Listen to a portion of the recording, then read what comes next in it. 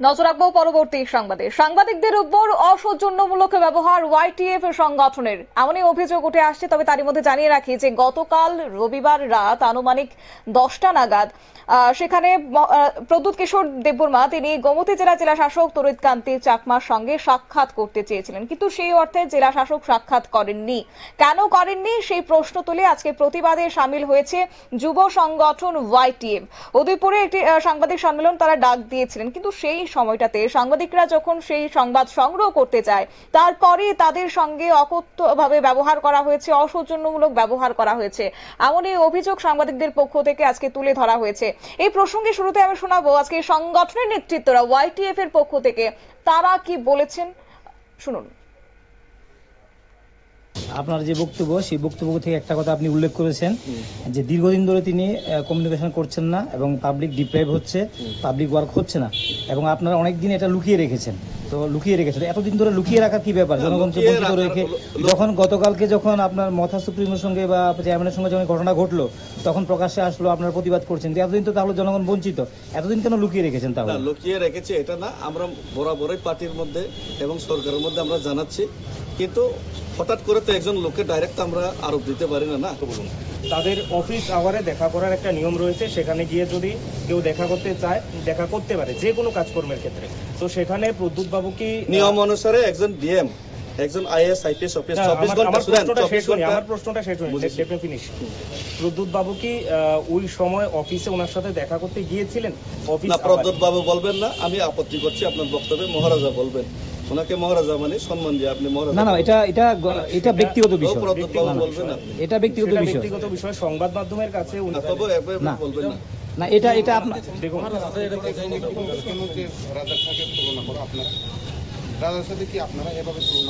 না, এটা ঠিক আছে, কিন্তু মিডিয়া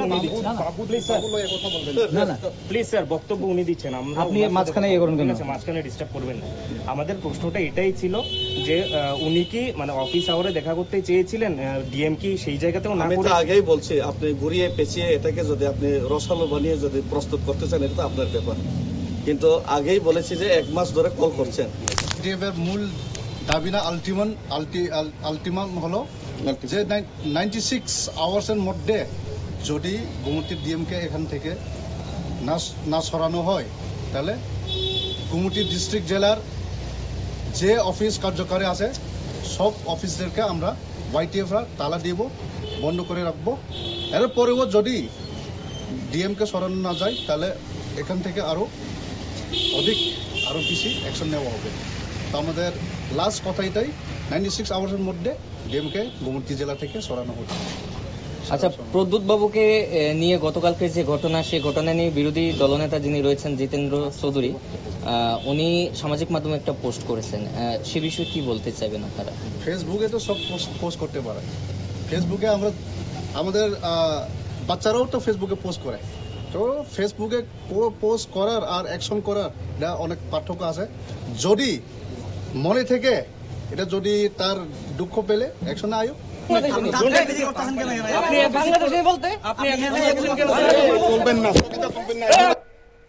আপনারা দেখলেন সেই ছবি এবং আপনারা শুনলেন সেই বক্তব্য। আজকে ওয়াইটিএফ সংগঠন ত্রিপুরা মথার সুপ্রিমো প্রদ্যুৎ কিশোর দেববর্মাকে কেন প্রদ্যুৎ কিশোর দেববর্মার সঙ্গে সাক্ষাৎ করেননি সেই বিষয় নিয়ে আজকে তারা সাংবাদিক সম্মেলন ডেকেছেন, কিন্তু সেই সাংবাদিক সম্মেলনে সাংবাদিকদের সঙ্গেই তারা অসৌজন্যমূলক ব্যবহার, এবং তারা সাংবাদিকরা যখন তাদেরকে প্রশ্ন করছে তখন উল্টে তারা ঘুরিয়ে বলছেন সাংবাদিকরা নাকি ঘুরিয়ে পেঁচিয়ে প্রশ্ন করছেন, এবং এই ব্যাপারটাকে নাকি রহস্যের দানা বাঁধানোর চেষ্টা করছেন সাংবাদিকরা, এইভাবেই কিন্তু তারা বললেন।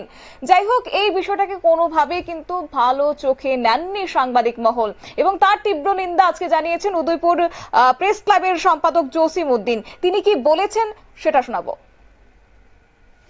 যে এই বিষয়টা নিয়ে আগামীতে আমরা কি করতে পারি?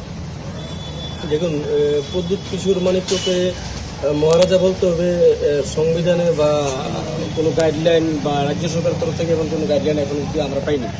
তো সংবিধান আমরা দেখিনি যে ওনাকে আমরা মহারাজা বলতে, মহারাজ বলা একটা সম্বোধন। আমরা যে কোনো কেউ স্যার বা দাদা বা কাকা বা জেঠু বলে আমরা সম্বোধন করি। তো ওনাকে অনেকে মহারাজ বলে, অনেকে বলে দাদা, অনেকে বলে কাকা। আর যেহেতু আমরা সংবাদ মাধ্যমে আছি, আমরা ওনাকে মহারাজ বলতে হবে এমন কোনো কথা নেই। তো ওনার যে যারা এসেছে ওনার পক্ষ হয়ে ডেপুটেশন দিতে বা প্রেস কনফারেন্স করতে, তো তাদের তো ওইটুকু ন্যূনতম মূল্যবোধ তাদের জানা উচিত বা থাকা উচিত বা বোঝা উচিত যে কতটুকু কথা কোয়া যায়, কতটুকু কথা কোয়া যায় না, এটা তাদের বোঝা উচিত। তারা অবশ্যই টিপরা মতো তো অনেকের যারা এসেছে অনেকে সবাই যে খারাপ এরকম না, কিছু সংখ্যক লোক আছে উশৃঙ্খল লোক, তারা পেছন থেকে বাজে বাজে মন্তব্য করেছে, ওনাকে মহারাজ বলে আখ্যায়িত না করায়। তো আমরা উদয়পুর সংবাদ মাধ্যম আপনারা শুনলেন, এবং সেক্ষেত্রে আরো একটি বিষয় উল্লেখ করে রাখি যে ওয়াইটিএফ পক্ষ থেকে আজকে যে সাংবাদিক সম্মেলন করা হয়েছে এবং তারপর তারা দাবি তুলেছেন যে আগামী 96 ঘন্টার মধ্যে সেই জেলা শাসককে কার্যত তার পদ থেকে বরখাস্ত করতে হবে, অন্যত্র সরাতে হবে তাকে, এমনই তারা বলেছেন। নয়তোবা আগামী দিনে ডিএম অফিস সহ যে সরকারি দপ্তরগুলি রয়েছে সমস্ত সরকারি দপ্তরে তালা ঝুলানো হবে। সরকার যদি সেক্ষেত্রে উদ্যোগ গ্রহণ না করে তাহলে আগামী দিনে বৃহত্তর আন্দোলনে নামার হুঁশিয়ারি দিয়েছে আজকে ওয়াইটিএফ এর পক্ষ থেকে।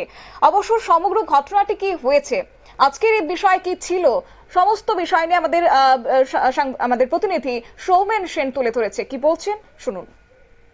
আপনারা সবাই জানেন যে রবিবার দিন রাত আনুমানিক 10টা নাগাদ গোমতী জেলা শাসক তরিৎ কাজী চাকমার সঙ্গে দেখা করতে চেয়েছিলেন প্রদ্যুৎ কিশোর মানিক্য।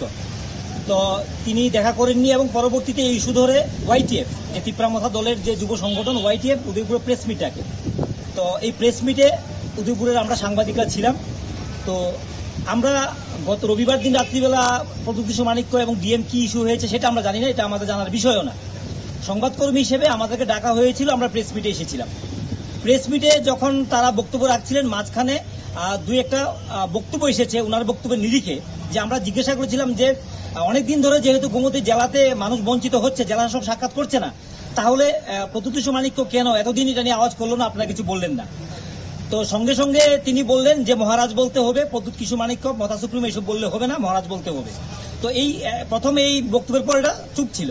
পরবর্তীতে আমাদের অন্য সাংবাদিকরাও যখন বলেছে প্রদ্যুৎ মানিক্য, কারণ দেখেন আমরা সাংবাদিকরা কখনই কাউকে রাজা, মাননীয়, শ্রী, মহাশয়, মহোদয় এগুলি আমরা ব্যবহার করার জায়গাতে আমরা নেই। কারণ সাংবাদিকরা নিজস্ব যে একটা এথিক্স আছে সেই অনুযায়ী আমরা কিন্তু প্রথমেই মাথা নামিয়ে দিয়ে হেলিয়ে পড়লে হয় না, আমাদের প্রশ্নটা সরাসরি থাকতে হয়। তো সেই নিয়ে রেখে আমরা প্রশ্ন করেছি, কিন্তু তাদের একটাই বক্তব্য যে মহারাজ বলতে হবে। আর সাংবাদিকদের আমাদের বক্তব্য হচ্ছে কারা কি বলছে আমাদের দেখার ব্যাপার না, যেহেতু গণতান্ত্রিক রাষ্ট্র চলছে, এখানে রাজা মহারাজা বলার আমাদের কোনো বিষয় না। ব্যক্তিগত সম্পর্ক থাকতে পারে, সেই সম্পর্কে আমরা কাউকে মহারাজা বলবো কি দাদা বলবো বা কি বলবো সেটা অন্য বিষয়, কিন্তু যেহেতু সাংবাদিক সম্মেলন আমরা আমাদের এথিক্স অনুযায়ী আমাদের কোনো প্রকার আনকনস্টিটিউশনাল শব্দ আমরা ব্যবহার করিনি। আমরা বলেছি তিপ্রামথা প্রমুখ প্রদ্যুৎ মানিক্য বা প্রদ্যুৎ কিশোর মানিক্য। তো সেটা কি ভুল হতে পারে?